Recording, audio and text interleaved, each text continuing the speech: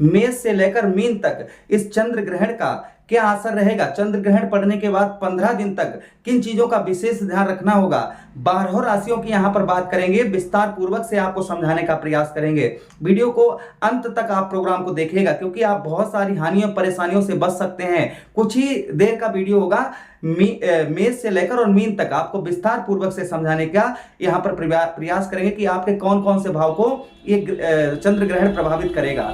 सबसे पहले यहां पर मित्रों हम ये समझ लेते हैं कि ये ग्रहण कब से 28 अक्टूबर को रात्रि 1:05 से प्रारंभ हो जाएगा और रात्रि 2:24 तक रहेगा।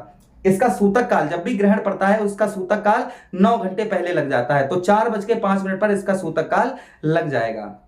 चलिए समझने का प्रयास करते हैं। सबसे पहले सावधानियां आपको बता दें, अपने मंदिर के कपाट, अपने घर में जहां पूजा करते हैं उस वहां पर कपड़ा वगैरह अवश्य डाल दें, पहली चीज। दूसरी चीज यहां पर यह है कि आपको विशेषकर आपके पानी की टंकी, उसमें से तुलसी का थोड़ा सा तुलसी का पत्ता लेकर आप डाल दें। अपने घर में चंद्र ग्रहण है, चंद्रमा कौन है, मन के कारक हैं, लिक्विड जल तत्व ग्रह हैं, तो मित्रों आपको अपने घर में जैसे दूध, दही, कोई भी चीज या फिर आपका तेल वगैरह, उसमें भी कुसा या तुलसी का पत्ता अवश्य डाल दें। इस चीज का बेहद ध्यान रखें। सबसे पहले मेष राशि वालों के लगन भाव में ये ग्रहण पड़ेगा, मानसिक दिक्कत परेशानी आपको दे सकता है।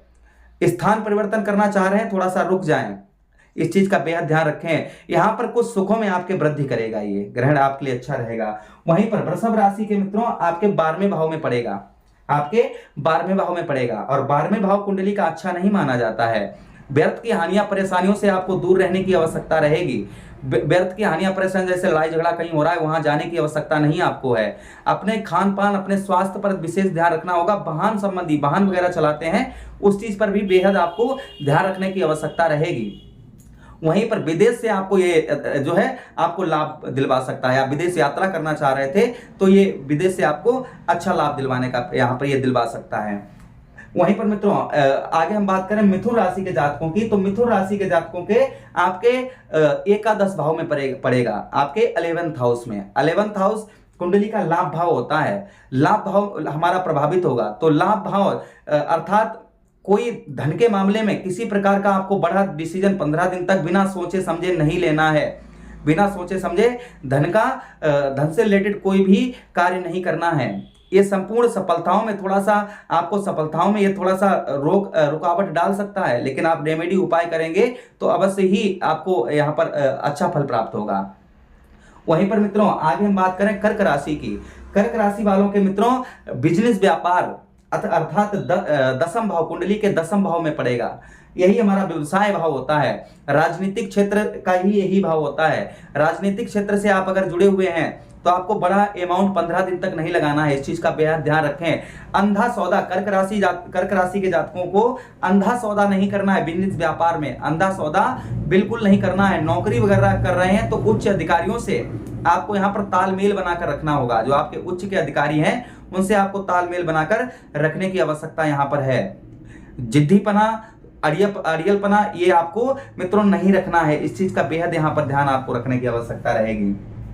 वहीं पर ये थोड़ा बहुत आलसपन भी आपको दे सकता है, ये ग्रहण कर्क राशि वालों को थोड़ा बहुत आलसपन भी दे सकता है। मैं उपाय भी आपको इस प्रोग्राम के अंत में बताऊंगा, इसलिए आप स्किप नहीं करिएगा।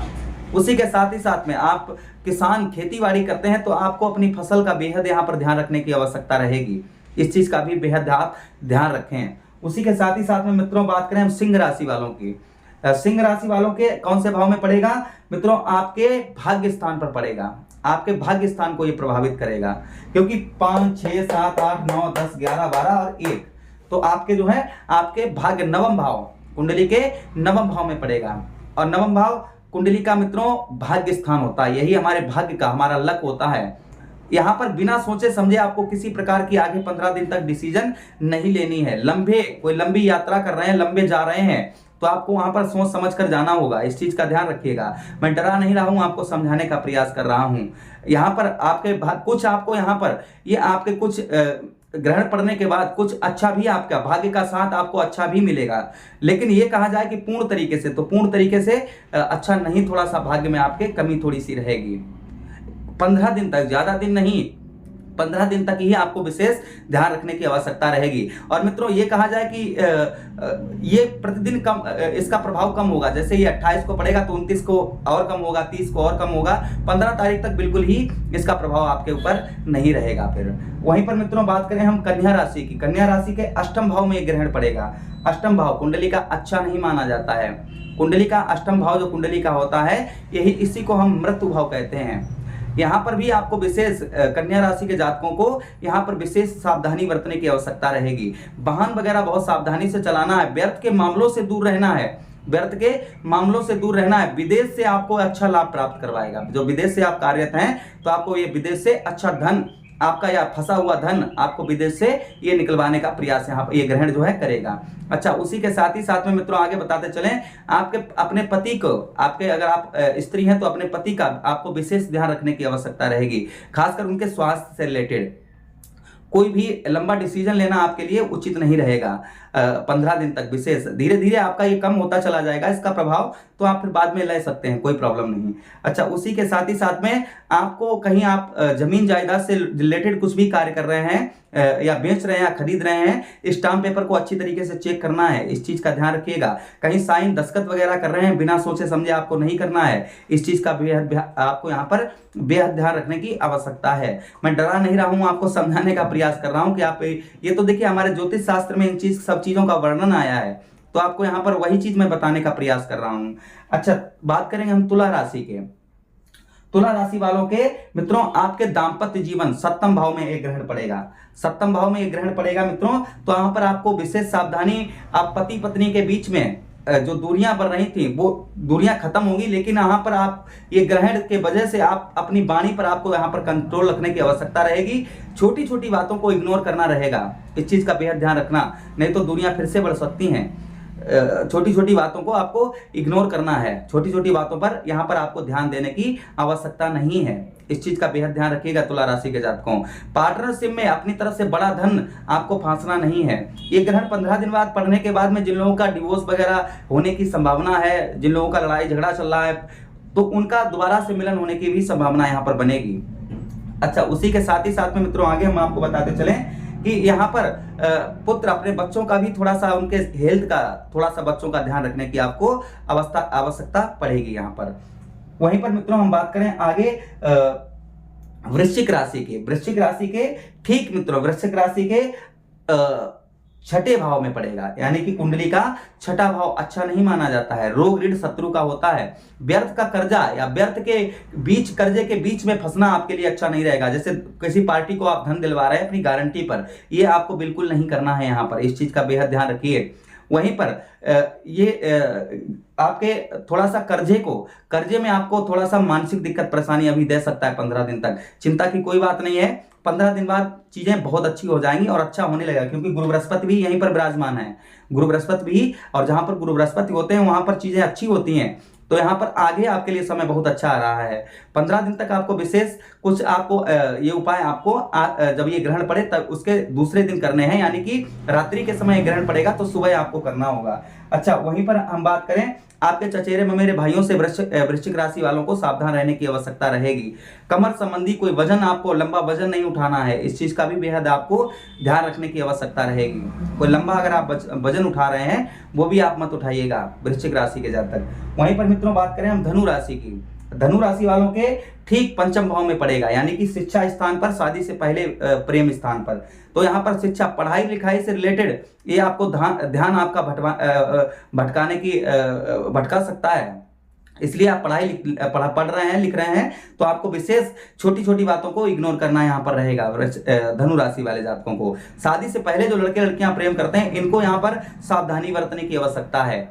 यानी कि बिना सोचे समझे आपको कोई लंबा डिसीजन अभी नहीं लेना है। जो लोग शादी से पहले प्रेम करते हैं और कुछ आप डिसीजन लेना चाह रहे हैं, तो आपको यहाँ पर रुकना चाहिए। यहाँ पर आपको पेट संबंधी समस्या अगर हो रही है तो उसका थोड़ा सा आपको ध्यान रखने की आवश्यकता यहाँ पर पड़ेगी। पेट संबंधी किसी भी प्रकार की आपको समस्या चल रही है तो यहाँ पर थोड़ा सा आपको ध्यान रखने की आवश्यकता पड़ेगी। पिता के साथ अच्छे संबंध बनाकर रखिएगा। इस चीज का धनु राशि वाले विशेषकर ध्यान दें, पिता के साथ में अच्छा संबंध बनाकर रखें।